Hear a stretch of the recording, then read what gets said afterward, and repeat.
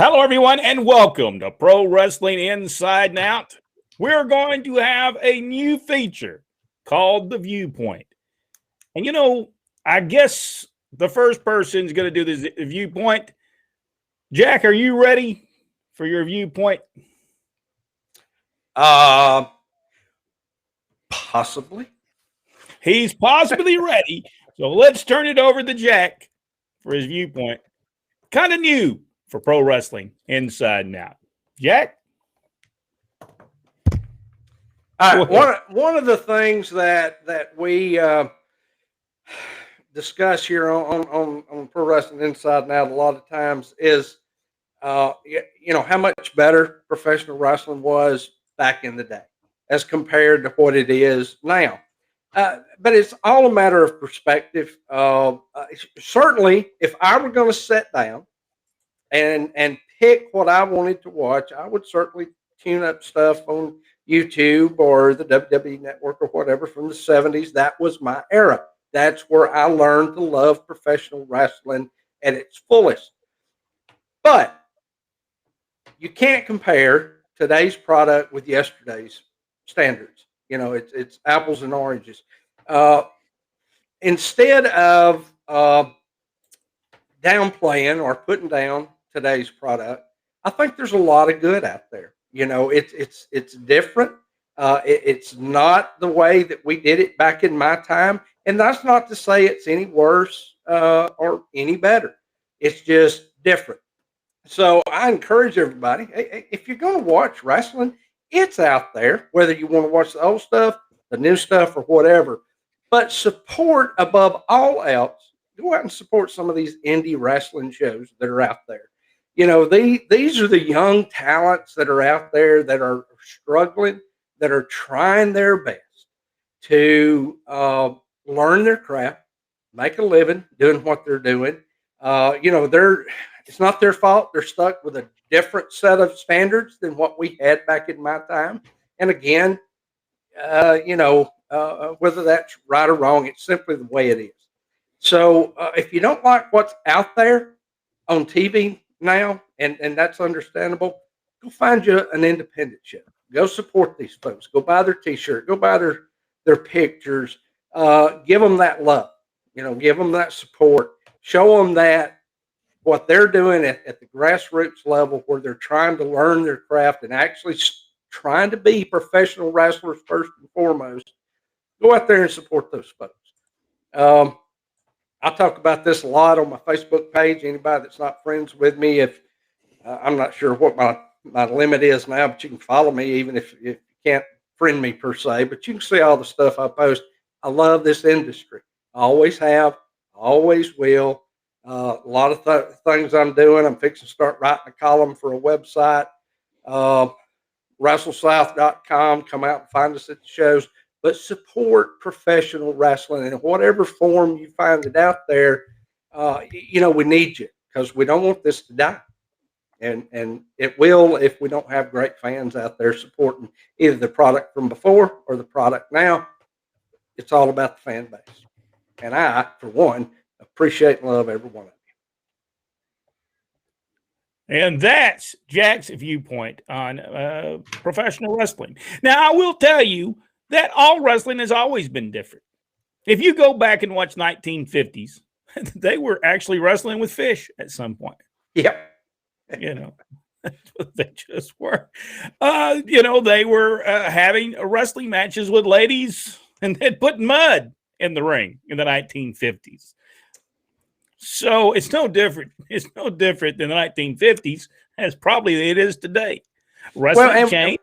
One of the recent things we talked about on my Facebook page, some of the folks were talking about Vince McMahon exposing the business and killing the business. And then when I posted stuff about how that happened back in the 1930s, they were like, oh, well. And my point is, people don't care. Really, at the end of the day, they don't care. They either love wrestling or they don't. Yeah, I read parts of that, and there are wrestlers who disagreed with you, and some prominent wrestlers that disagreed with you.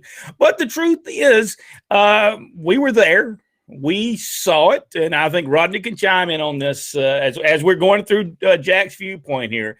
It was not always Vince McMahon.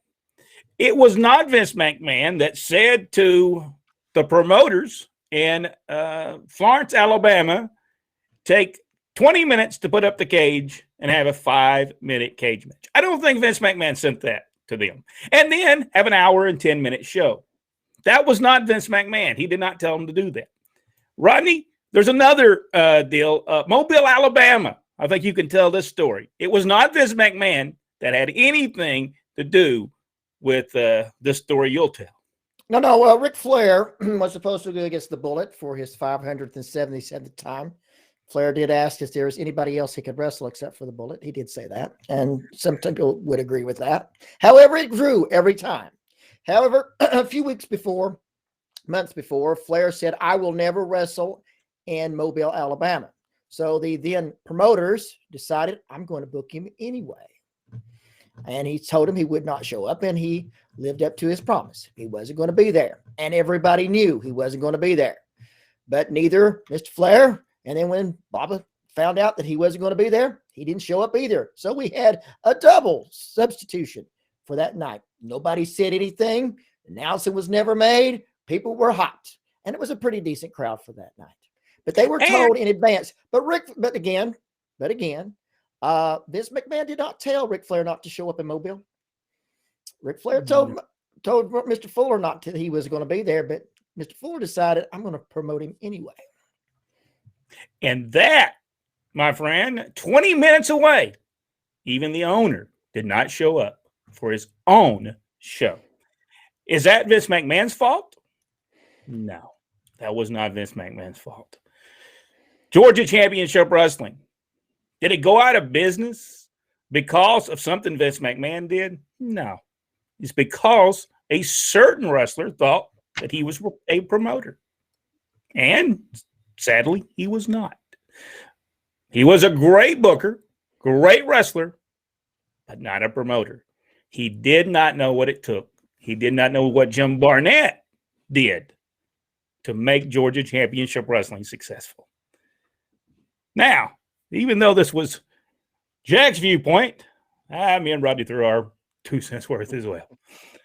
This is going to be a little bit every certain times we're going to do our viewpoint. You can't always make everybody happy, and you can't always be nice. Sometimes you just have to give your viewpoint.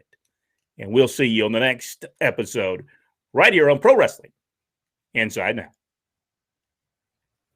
You know, I was going to throw up this thing that I made, but I didn't know which one it was. That was. And wait a second. Now, yes, Brian, he did ask if I saw his poster, and I did. But however, when I read the poster, it was a non-title match. It is a non-title match. I'm sorry. You didn't put it was for the championship. It's a non-title match. And I believe that's the way it should be. A non-title match. Because just getting in the ring with me will make you famous. Okay, that's all you need to know. And then when you run around town after the match, you can run around and say, hey, look, there goes that guy that Rodney beat. There goes that Rodney beat. I'll make you famous. I'll make you famous. He said, oops. Harold Martin is with I can assure you, Magnum TA or Tully wouldn't be the only one saying I quit. Let's see. Harold Martin's with us. This is Referee Radar. Hey, I wonder if he's any kin. Are you any kin to the Radar from the MASH series? I'm a referee of 10 years now. Any advice for the referees, either new or veterans? Rodney, I'll let you. My opinion is there's never always try to get booked. Try to meet as many people as you possibly can. Because just getting out there, being a part of shows will open up doors. People will say, hey, I know a great referee. It will expand. Just never be afraid to work anywhere. If you have an opportunity to go, try to work somewhere. It will open doors. And here's what I tell my referees before every event. Don't go out there and look like a fool. If somebody don't kick out, count them. Not your fault they don't know what they're doing. You take care of what you're doing. You don't make the promotion look bad, and you'll get booked back. And even if the promoter's stupid enough not to bring you back, somebody else will hear about what you did and want to use you because you're a professional. And always be blind. Always be blind. That's the key to a good referee. There's an art to doing, to being a referee. Man, I wish that referees were trained the way they were back, when your dad was referee. But and I try to do that, but it's almost a lost art out there. Michael Barr, if for those of you who do not get to see the interview, it is available. It's September 20th, 2021. If you're watching this video in the future, you will be able to see Teddy Long do an interview with us. It was actually with Rodney and Jack. I stepped out of the way because we knew Teddy Long would be able to say a lot of things. But he talks about professional wrestling, and I think you probably want to see it. Michael Barr is talking about that. I think that you're getting some of the comments from the other. Are we really? Yeah. Mm-hmm. How am I picking them up? I'm not sure. I don't know, but here, I'll you have the comments. I'll throw a current one up. All right, so I don't know how I'm getting those. I wasn't on there. Michael Barr, can we do a program on the best and worst gimmick characters or given names to wrestlers? That's a pretty good idea. That is a good idea. We could probably do a 40-part series on that. That's exactly right. All right, go ahead, Jack. I didn't know that was the same thing. Richard Hood, hello guys. Richard, we missed you on the first show. Michael Barr, will today's wrestlers go or get to the level of yesteryear's wrestling, being they have so much to compete with? One of the reasons, ratings are down. And one of the reasons ratings are down, it isn't all about product. It's also about what else is available out there. Back in the 70s, you only had 3 channels. 4 if you lived in a big metropolitan area. So there wasn't as much going on to compete for the dollar out there. So wrestling was, of course, extremely high, in popularity. And I think wrestling's still popular. It's in the social conscious of the world. I was watching Family Feud today, and they had the question was, what are the most popular sporting events that a man will say that he likes to watch? And it was football, basketball, baseball, and professional wrestling. So, it's still in the social conscience out there. Wrestling's there. Now, can wrestlers of today get to the prominence of the yesteryear star? I don't know. It's not their fault, though. They're not being marketed the right way, at least with WWE. It's yet to be seen whether AEW can break that through and, hit on a big worldwide level like that. It'd be hard to be another Hulk Hogan. It'd be hard to make another Rock. But it could be done if they would determine to do that. Yeah, I agree with that. I agree with all those things. I don't believe there'll ever be. It's a hard situation today because there's wrestling still at the top of the cable networks. It's still at the top. AEW was top on Wednesday night. Now Monday night, WWE wasn't, but there was a bunch of ball games that were ahead of him. Basically, it was ball games. And so but he's still number one. Wrestling still is marketable. It can be marketable on a local level. It can be marketable on but right now we have so much other things that can get in your way when you're talking local level. But the wrestlers can become stars. But I don't think they ever will become what Hulk Hogan was, because Hulk Hogan, he was able to go into all these territories. His TV was on every place, was on 400 TV stations with the superstars, with what was the Wrestling Challenge. And then they had one more. What was the other one that was syndicated? There was one other one. Superstars of Wrestling. Yeah, but there was Superstars of Wrestling, the Wrestling Challenge, and then they had one more that was just like it put all those together. I can't remember the name of that show, but they were in each territory and had great time slots. That's what made them be able to get to 10 million people to watch wrestling, because they built that there, and they always was.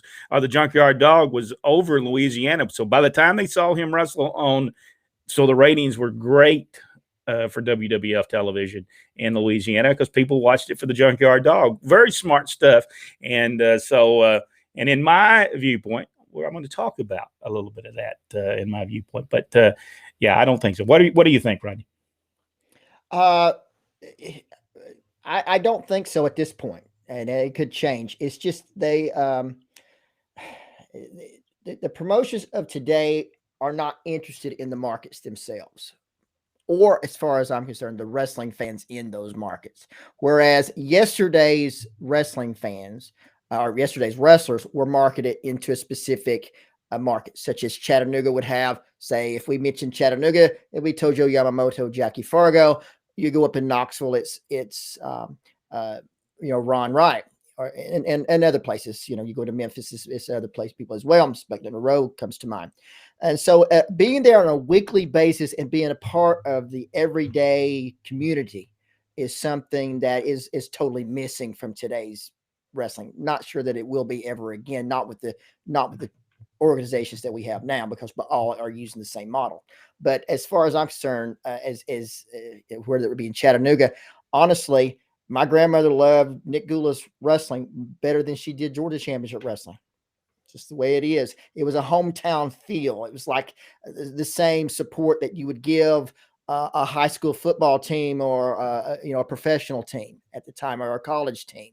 That same type of thing, where it's just not there today because they don't come to the markets enough as many times of the year. So you don't have that following, as far as I'm concerned. All right, next. Boxing guy Brian, our buddy Brian. Vince did introduce that awful blue cage monstrosity, though. And I got invited to a wrestling group the other day, and I clicked on to see, because I check them out. And the first topic of conversation was how much everybody loved the blue cage. So I immediately deleted that group from my history. I hated that cage. You just slam somebody in there. If you just didn't go right good, your head go right through them little holes. But it was there are cages where you had to escape. I think that might have been their whole. And that cage probably gave more than the actual ring did. So there's that. All right. And honestly, Bill Watts had a cage similar to that.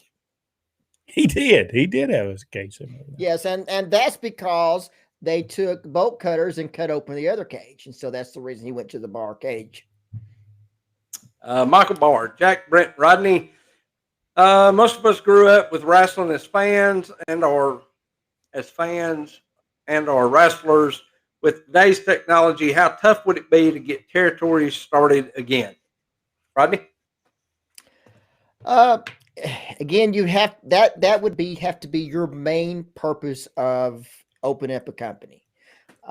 It can be done. Technology is not our enemy; it is our friend, and it can help us.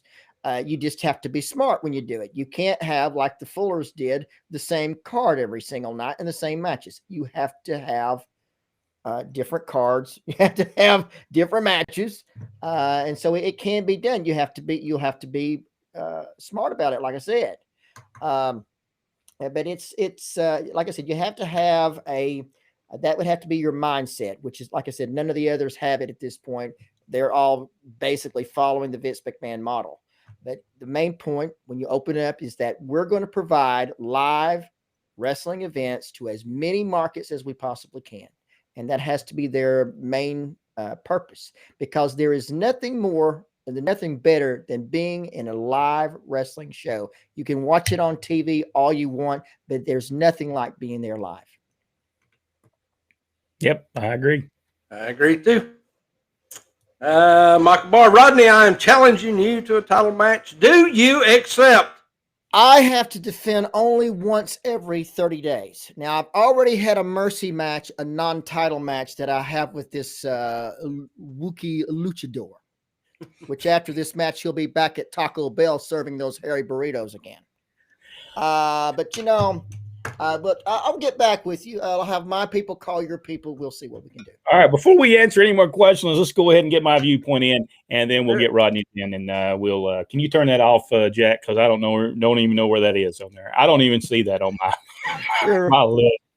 I have no clue why I don't have that. I don't even have that stuff. That stuff ain't even coming up on mine.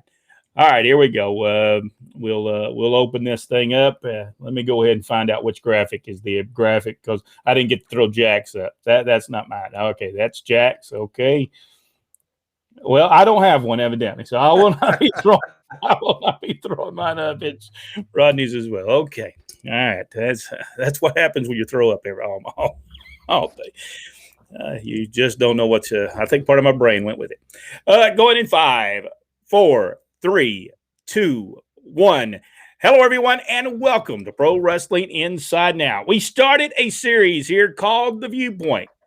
We have listened to Jack's, and now I'm going to give my viewpoint on all elite wrestling and if it is good that WWE wrestlers are coming to AEW. This is my viewpoint on AEW. Is it a good idea that they go get WWE wrestlers and put them on their show? Well, yes or no, or no. Is it a good idea? It has been done for years. You can go back to the 1900s and you brought in professional wrestlers that people knew. The same thing it went on in 1980s. Georgia Championship Wrestling brought in Dusty Rhodes. They brought in Andre the Giant. They brought in Jack and Jerry Briscoe. It has always been done. So is it a bad idea? No. It will always help the bottom line. But here's the problem. When Georgia Championship Wrestling brought in Dusty Rhodes, Andre the Giant, Jim Barnett, and Georgia Championship Wrestling, they paid the arena.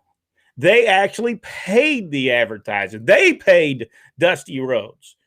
They paid Andre the Giant. The same thing happened in Augusta, Georgia. The same thing happened in Macon. No one paid them to produce the show. So here's the problem. If you are TBS or TNT or Time Warner and you're buying the show from AEW, wouldn't you sit back and think, wait just a second. It was the WWE wrestlers that got us all the ratings. And now, a year later, contracts are coming up. If they can get us a 1.3 with the 6 or 7 wrestlers they brought in, what can Vince McMahon give us on this program? Can you imagine World Championship Wrestling returns to TBS? You imagine the ratings that would get? So I'd be very scared if I, as a promoter, decided, hey, I'm just going to bring all the WWE wrestlers in. If AEW is being bought, they are being bought, those shows are being bought for X amount of dollars, I'd be very scared to bring in WWE wrestlers, because why go get the second rate when you can get number one? Why buy from second rate when you can buy from number one? That would be the scary part on my part. Now, they say they brought the wrestlers in because they wanted to get other people over. Well, they brought in Matt Hardy. Who did he get over? They brought in Jon Moxley. Who did he get over? Well, they brought in several. Chris Jericho. Who did he get over? You have to say, do you have a plan to get them over? But will that plan be able to go? Because will the buyers that are buying that program decide, well, it's all WWE wrestlers anyway, we might as well buy the WWE? That would be my problem. And that's my viewpoint on whether or not it's good or bad to have AEW and WWE wrestlers show up. Rodney? When I watch AEW, all I think it's Vince McMahon's garage sale. That's what I think. Yes, ladies and You see what gentlemen. I'm trying to say? If You you swing are a by, buyer of you swing programming, by, Vince will be doing a clearinghouse next year, and they'll be able to get some more talent. But absolutely, you guys, it's correct. If you're going to buy, why not buy? If you're going to buy a show and it's all his people, why not buy the show from him? You're absolutely right about that. I'd be afraid to do that. The main thing that I feel is that they've, without having their own star, and they haven't developed one, and they have the vehicle to create one. I don't think they ever will. I don't think of it. I think we were talking about the guy that talked about somebody's family last week. I forgot his name now. But I can tell you, if the guy really wanted to be pushed, he would have went to work for Vince McMahon first, and then Tony Khan would want to push him. And if I was those people who've been signing there and been there a part of it since day one, and I'm getting the back seat, and at least put me against him when he comes in. But no, they're going to come in, and guess who's going to get to put him over? The guys has been there over the while. Those people are not there. We have to go back. Ric Flair, when he came back to WCW, he got nobody over. He did not. They were concerned about getting their own checks and maintaining their own position. Hulk Hogan the same way, Randy Savage. And when it came time for them to do that, all of them up and left, or they folded. Then Vince buys them out. But yeah, I agree. I do not want to see AEW not succeed. I just believe and I'll tell you what happened one time. We sent a proposal over to WGN, and we had people like the Honky Tonk Man, and just a lot of people that we thought, because they were in WWE at one time, or at that time it was WWF, that we could sell this program to them.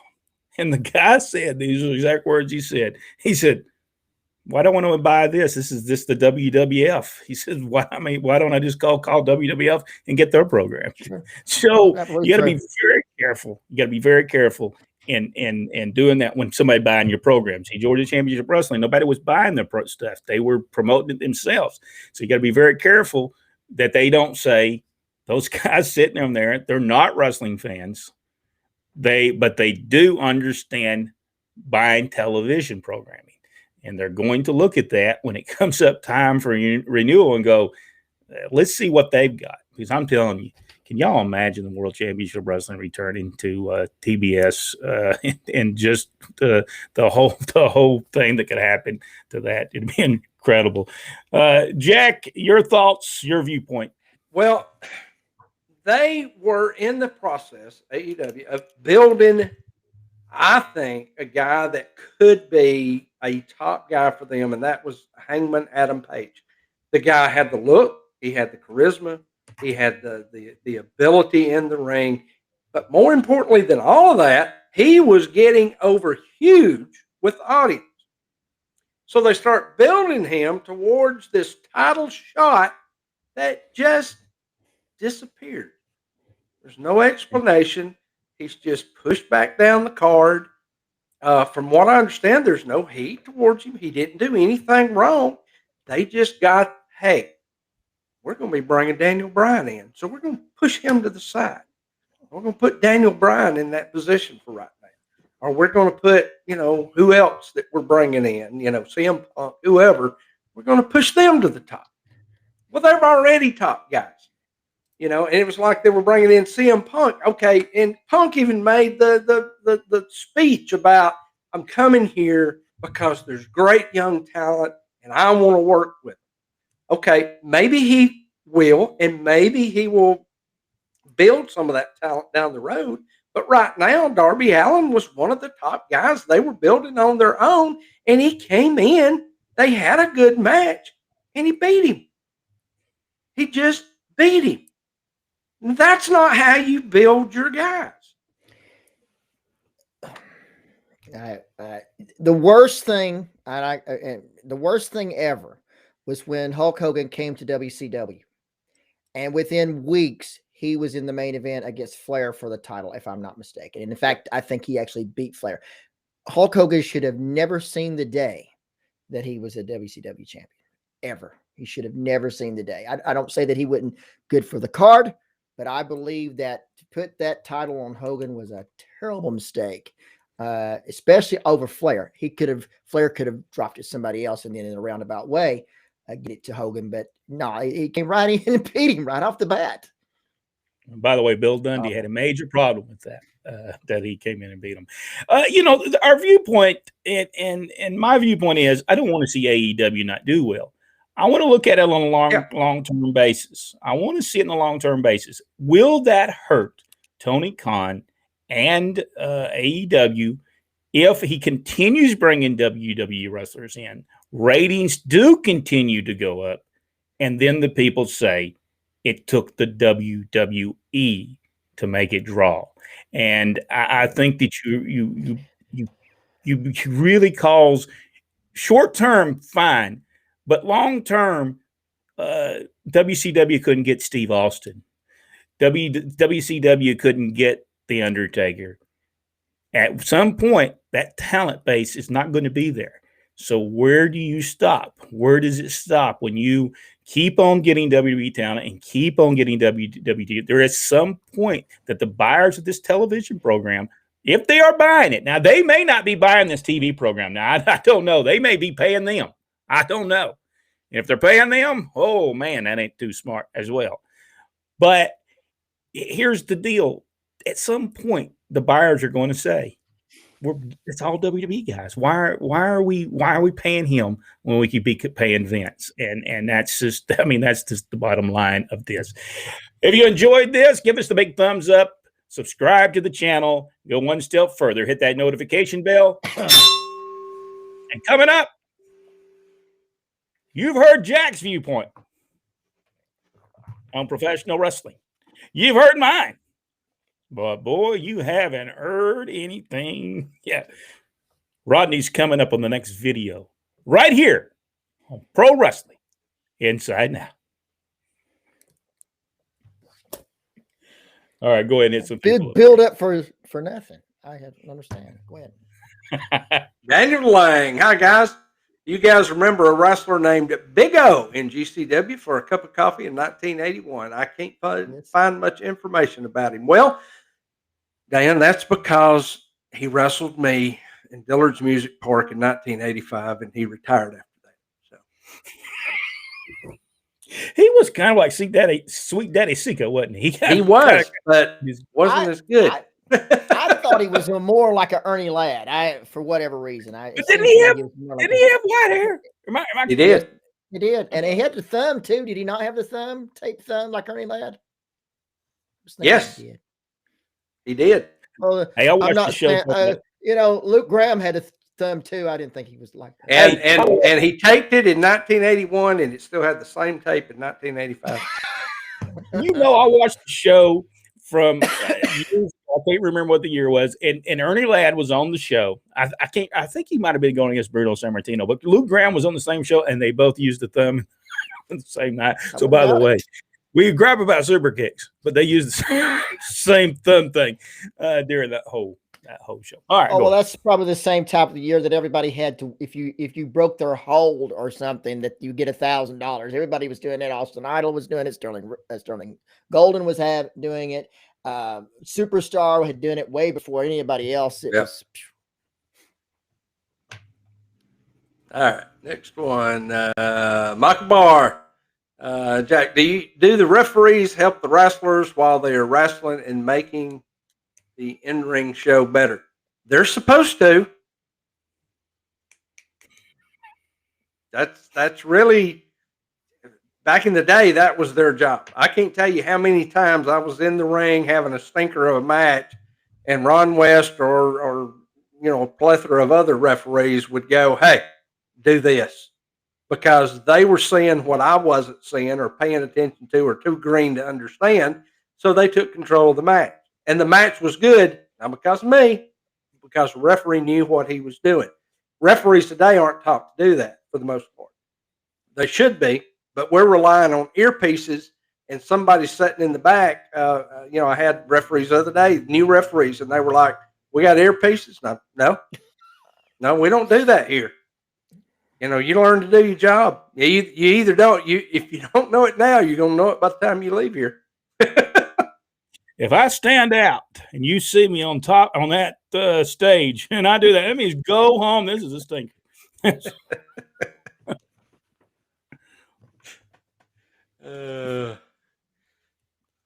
Akbar, been sniffing glue again, Brent? Well, I tell you what I've been doing is throwing up all morning. I've had some kind of stomach problem. I just can't get over being sick. This has not been my year. Brian says, got kicked off of YouTube. I blame Rodney. Plus, I looked at the poster behind our photos. It says world title. It does not. It does not. Apparently, what I see and what you see is two different things. I did not see it on there. So we'll not be doing any kind of false advertising, non-title match. But I will make you famous. It's a non-title world title match. Non-title world title match. That's right. Robert Grice. I don't understand what they're doing to NXT, getting rid of or losing talent. They get talent established and then gone. Any ideas? That is Vince restructuring everything. He wants to take it back to basically what they were years ago, which was a strictly developmental show. I think he got tired of the entire internet, including me, talking about how much better NXT was than the main products. And that, which is, he's always treated it like the proverbial, and I'm redheaded, so I can say this, like the proverbial redheaded stepchild. So he basically took it down a notch or two. Now, saying that, I thought last week's episode was extremely good. We got to see a lot of new debuts, which leads me to think WWE could have a future if they'll pull their butts out of their nether regions or their heads out of their, you know what I mean. Well, this is the viewpoint session. There you go. Here's the thing. I thought the show was good, except for the camera shots. Man. Oh, yeah. Well, that's the Kevin Dunn effect. This thing, it was... All right, there. Let's see there. I mean, this is all that was going on that whole show, and I was thinking, please stay with a shot for a minute because you're making me sick. Maybe that's why I was throwing up. Maybe I still was sick. That is where the changes come really from Vince's end, was he wanted the arena lit up. Now, I'm not against that. I thought it looked good. He wanted the graphics changed. I didn't mind that either. I thought that, it's very vibrant. It's very eye-catching. I don't mind that. But those camera angles, that was all Kevin Dunn taking over production. He was there. He was on hand doing that. That's his signature thing. And we all hate it. All of us that, don't want to go into paralysis while we're watching something. We hate it. But Kevin Dunn doesn't know wrestling. He's not a fan. So he doesn't get that. Rodney, So did my you watch question, I did not. Any question? I mean, the question I have to ask though is, does that mean that NXT will not be on USA anymore? It's just it is. It is. It's keeping its regular time slot. So it's going to still have, the fans are still going to have access to it. It's not going to be it's not going to. No, it's not. But what they're doing is all those established people on there, the ones that they were pushing, have either been let go or they're moving them to either SmackDown or Raw. Which is, that's not. Well, I mean, that was the objective. So that's why I'm not disappointed with it, because we saw Rick Steiner's son make a debut, a strong debut the other night. Bull Buchanan's son was on there. He in particular, Ben, has only been up there. I think he's been there about a month and a half, maybe, and already on NXT TV. Yes. Now that's pretty big. Yeah, real good. So and other people. Do y'all remember Wayne Bloom from Bo Beverly? His son was in the main event. First time I'd ever seen the guy. If he'd been there before, I must have missed it. But he did. When they introduced him, I thought, well, this is the guy that's going to get beat during this match. But he did a fantastic job. And reports are that Vince is really high on him. So, we may be seeing more guys actually get developed now. If again, I always thought Hunter and Triple H and Triple H and HBK and all those guys, I think they've done an excellent job to this point. And I think a new direction has never hurt anybody if they go with it wholeheartedly, unless you're Terry Taylor. See, here's the thing. Everything has to change. Everything. Yes. The wrestling business has changed. Let's be honest, change, but everything has changed. And you have to change, regardless, sometimes whether you want to or not. You have to sit back and go, this has to be changed for us to move forward. Now, when we're talking about like Continental Championship Wrestling, and me and Rodney can sit here, we were just griping and complaining that show had to be changed, and it did for it to move forward. And that was nothing could be done to change that show. Yeah. Michael Barr, I do not want to see wrestling completely phase out. I don't think any of us want that. No, I don't, and I don't see that. I don't see that as a possibility right now. Michael Barr, I will have a contract drawn up, Rodney. Be waiting. Just remember, I just make them famous. Yeah. Yes, Brent, it would be a good idea if the contracts are running out and Vince is firing them. If they want to wrestle, they have to go somewhere.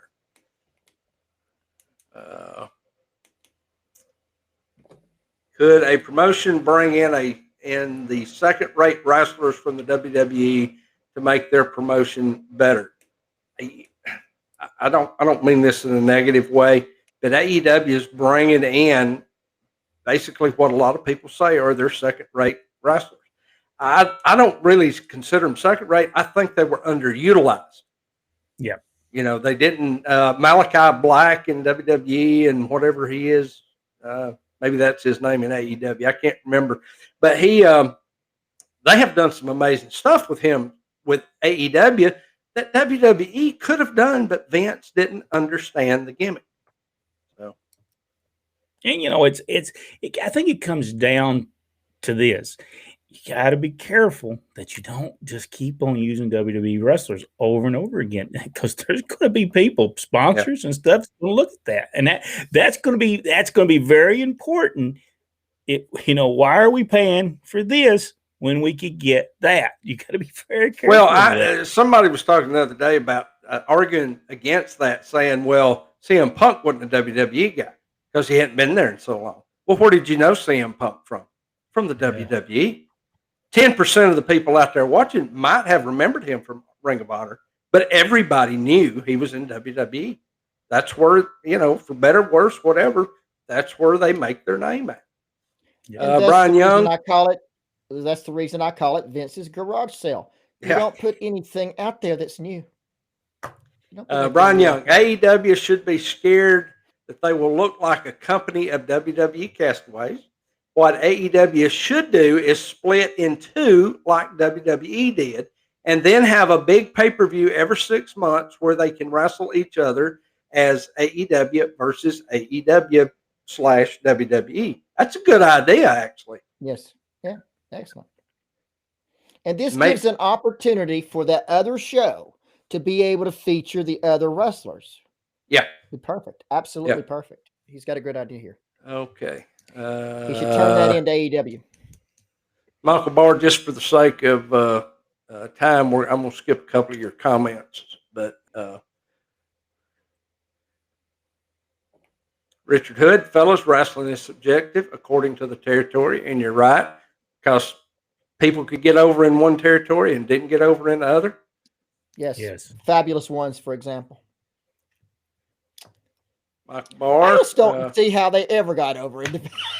I don't know the truth about it. I watched that stuff. It had to be Jackie Fargo. Cannot be them.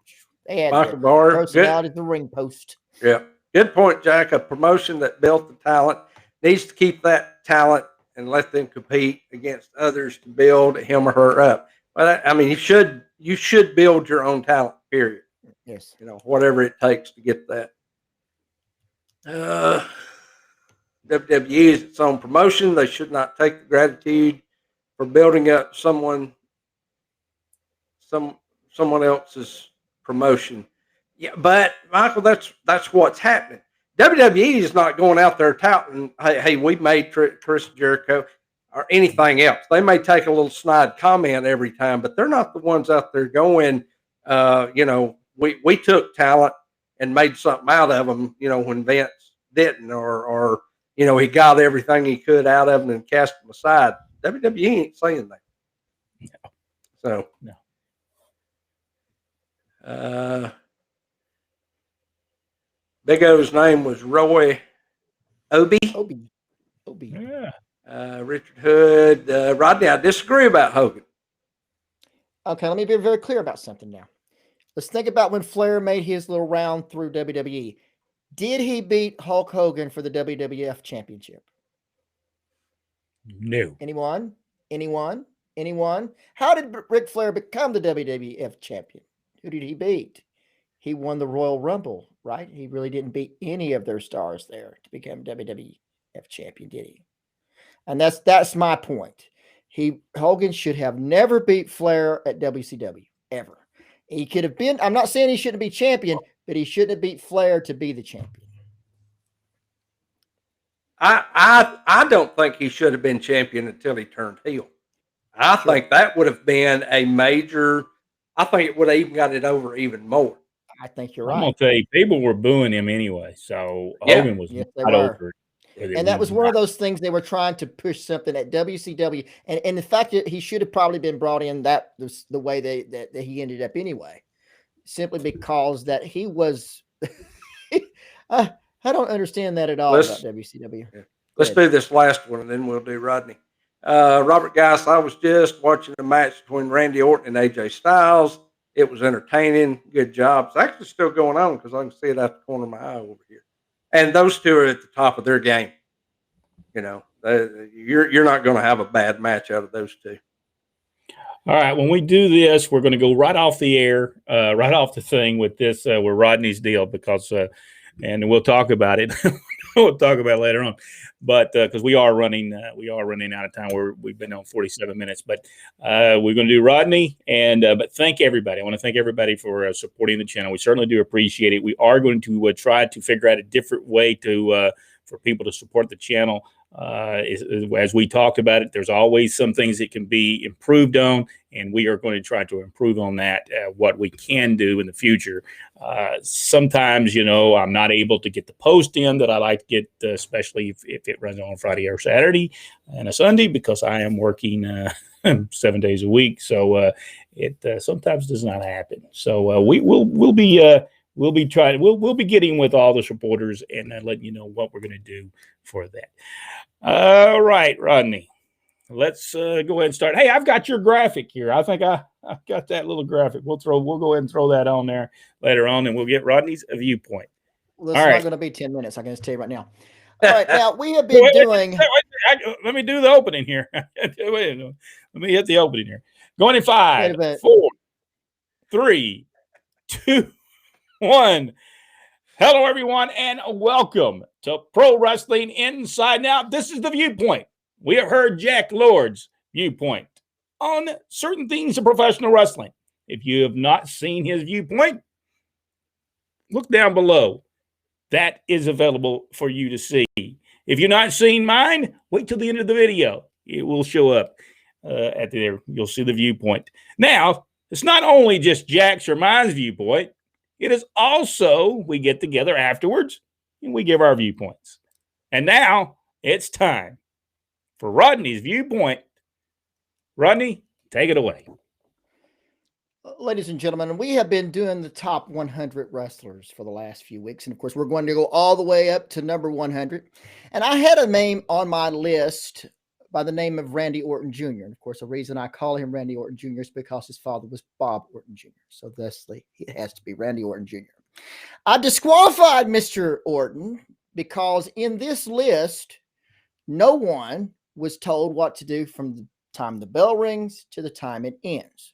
And I don't believe Randy Orton belongs in a list in which it is scripted from the very moment you get in the ring until you get out. Most of the wrestlers that we have so far listed, The bell could ring. They could not have even talked to their opponents and be able to work out a fantastic match on the fly.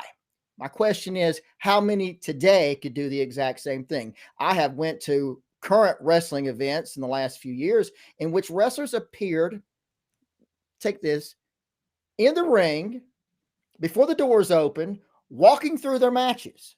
You would have never have seen that back when we were growing up. In fact, if you would have been caught doing that, you'd have been fired. Fact of the matter is that I think Randy Orton for today's wrestling is just absolutely outstanding. But when it comes to doing something on the fly, such as if someone should get hurt and all of a sudden, hey, Randy, you got to run out and you got to do a match with whoever's in the ring. How many could actually do that? I'm not just talking about Randy Orton, but how many of today's wrestlers could actually go out, put together a match on the fly, call it as it comes in the ring? Every wrestler that's on our list so far on our top 100 is from Thunderbolt Patterson and next week's Dutch Mantel, the King, one of those great wrestlers of our time who could actually do that. Seen wrestlers not knowing what needs to be done. Nobody knew what it had to be done. Brad Armstrong and Buzz Sawyer comes to mind. When Tommy Rich and Roddy Piper were late, they were not told what to do. They didn't have to sit through hours and hours trying to work out the match. They did it on the fly in the ring, and it was one of the greatest matches I'd ever seen in my entire life. 45 minutes of Buzz Sawyer and Brad Armstrong. No script, no layout, nothing. That's the difference of today, as far as I'm concerned, with today's sports entertainers and the wrestlers of yesterday. Myself, many people may say, well, the wrestlers of today are more athletic. Sure, you're athletic as long as you can do your acrobatic routine. But when it comes down to, can you do it without somebody laying it out for you? That is the test of how talented you really are. That is my point. Very good point. I'm going to put an amen on that. I had him. I actually had Randy Orton Jr. down, and I said, does he really belong on the same list of Buddy Roberts? I don't think so. Does he really belong with Les Thornton or Rip Rogers? No. And I know it's totally two different times. But when it comes down to it, if I said, okay, hey, Randy or anybody, let's just say Riddle. Hey, Riddle, go out and have a match with so-and-so and you just go to the ring. Well, I haven't had time to talk to him about it. Forget it. Just go to the ring. You'll do it in the ring. Every wrestler that I grew up with could do that. I don't think today's can. I don't think they could. And you know what? I think what's made it even worse is them not wrestling, but on television. That's the only time they ever get to wrestle. They don't get to go out to the shows. They don't get to work and learn their craft. They're not really getting to learn their craft. And just working on television is not going to be able to do it because it's a completely different situation. You do have, sir, even in the old territory days, you didn't have time to learn your craft on television because you were told, all right, you got 3 minutes. Boom, boom, boom, boom, boom. Go out there and be careful because you do the boom, boom. Brad will get mad because that's always his spots. So be very careful. Brad Armstrong didn't like that. But this is the thing about professional wrestling. And I think this is the difference between sports entertainment. It is all a scripted program now. Is it bad? No, I don't think it's bad. Do I watch it every time it comes on? No, but it's not because I don't like it. I just don't have that much time to watch wrestling. There's a lot of wrestling on right now. You spend 22 hours watching wrestling these days. But is it bad? No. Is it as good as what I thought? No. But guess what? If you're 18 to 34, you didn't watch it. So you don't know if it's any good or bad. You just don't know. You believe, you probably go back and go, oh, man, I don't like that old wrestling back there. We're all different. We're getting older. All of us here, we're all getting older. Now, do I think pro wrestling can make it today? Yes, I believe it could be done. Do I think that style could work today? Yes. Is it going to be done by anyone that has? No, because they'll be afraid to do so. They want to do what WWE is doing, so they're just afraid to do it. If someone could do it, you would make money. There's no doubt about it. Because it's not being done. Professional wrestling is not being done. Sports entertainment, man, you can see that everywhere, every day. And Jack, your comments, and then we got to go. I came in during that transitional period between the guys who could go out there without anything other than the finish of the match. You know, the vast majority of the time, that's all you ever got. So, you know, that's the way I learned in the business. But towards the end of my career is when all the calling everything in the back got going on. And I understood things were changing. And I would, to a certain point, go along with stuff that guys wanted to call. I still played upon the crowd reaction. So if what they had called and what they wanted to do was not working, I would cut them off. Those guys would be completely lost then. And they didn't understand until we'd get in the back. Well, why did you not do what we talked about? Because what we talked about wasn't working. Because when people are sitting on their hands or they're getting up going to the concession stand, that's not the kind of match I'm willing to have. So I would change that thing. Now, you know, guys aren't taught to do that. And at the independent level, I think it's so important that they still need to be taught how to do that. Now, when you get to AEW or you get WWE or, you know, New Japan, any of these big companies, you're right. They're going to lay things out. Everything is going to be scripted, from probably how many breaths you take during the match. Maybe, you know, it may be regulated. That's right. But you need to know what happens if a ring rope breaks. What happens if your opponent gets hurt and can't do those 5,000 big moves that you had planned? You know, what happens in circumstances of the stuff's just not going? And hey, think about this. Vince gets on the earpiece and tells the referee, hey, this is terrible. Change it. Well, what are you going to do? Change it to what? Yeah. I don't know. Okay. Somebody that knows how to actually work will know what to do. Even if it's just grabbing a chin lock, you know, but guys aren't taught to do that anymore. Yeah. So, yeah, a huge difference in the way we did it, the way it's done now. Like you say, I'm not saying today's way is bad. I'm not saying yesterday's way was perfect, but it just seems like we lost that fan connection along the way. We are more concerned about the people sitting in their living room than the people sitting in those chairs. And with that, if you enjoyed this video, give us the big thumbs up. Subscribe to this channel if you haven't already. Go one step further. Hit that notification bell. It will let you know every time we upload a video.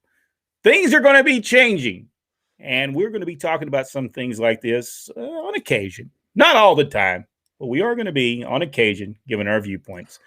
Hey, it could be something in the 1940s that we give our viewpoint about. It could be something today. Thank you so much, and we'll see you in the next video right here on Pro Wrestling Inside Now. All right, guys, y'all ready? Do we need to? The Wookiee luchador says he's 6'4" and 350 pounds. I don't care about being too big.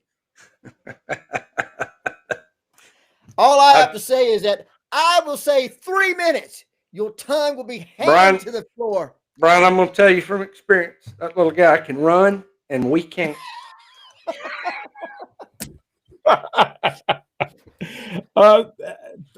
Thank you. Thank everybody for being a part of this show. It was a little different. We tried something a little different, and it'll take us a while to perfect it. But I think it's giving our viewpoints on things and not being very mean about it to the people that say it. I want to comment about this one here. Yeah. I'm sorry, I just don't get that point, Mr. Hood. Why would you let somebody come in from a different company and beat the face of your company from the competitor's company? It makes no sense. Vince did not do that to his face. His company. I don't understand. Maybe Richard, if you're saying Flair needed to be beat, I don't think anybody's arguing that point. Our point is it shouldn't have been Hogan. Exactly right.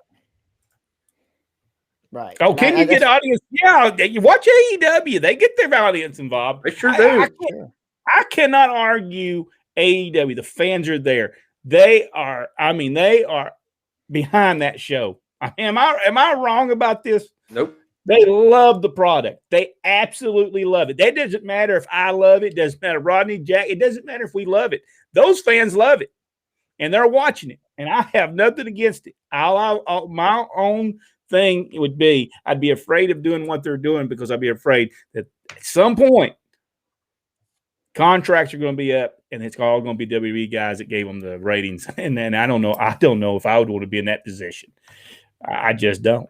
Believe me, it's not fun to be on that. Their argument saying, but we took Vince's garbage and we made them into something that will not work when it comes by to renewing the contract. So we did that. We're the ones that put them in the position that they were in to. They're not going to look at that. They're going to say, well, wait a minute now, but on so-and-so day, you brought in CM Punk. He was a WWE wrestler. Well, just think if CM Punk could get that ratings, man, what if Brock Lesnar was on our network? That's good. I'm afraid that's going to happen. And I hope it doesn't for him. I hope it doesn't. I just know I was on the end of a conversation where the WGN people, it was like a conference call, and they all said, well, geez, why do we need these wrestlers? This way we could go get WWF product. Why would we need yours? That's all that's on there. And in fact, I think they did. I think they did have a show on there for a while. I think Superstar was on there for a while. So I've been there, done that. I just, what it was the old saying, I've been to that rodeo and rode that bull, and I would not want to be riding that bull again if I was them. It just happens. It's happened to every wrestling promoter at some point. It's happened to the territories. Let's be honest with you. Why do I want your show that looks dark and dingy when I can get Vince McMahon's Superstars of Wrestling? Was there, been there, done that. Now my question is this: if you're going to pay these big contracts, and your point is to get new talent over, right? Wouldn't you be paying them for the main purpose of getting that new talent over? They ain't gonna listen to us.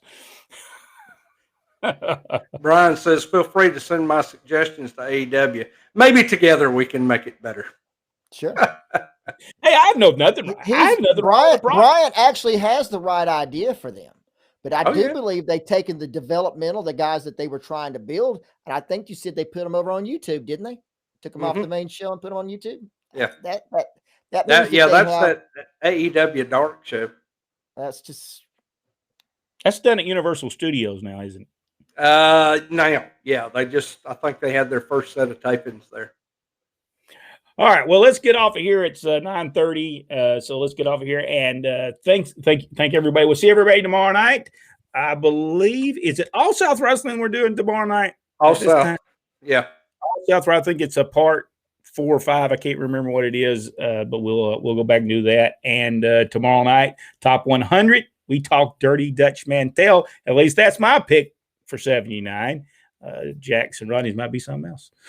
Thank you guys, and we are off of here, and we'll see everyone tomorrow night.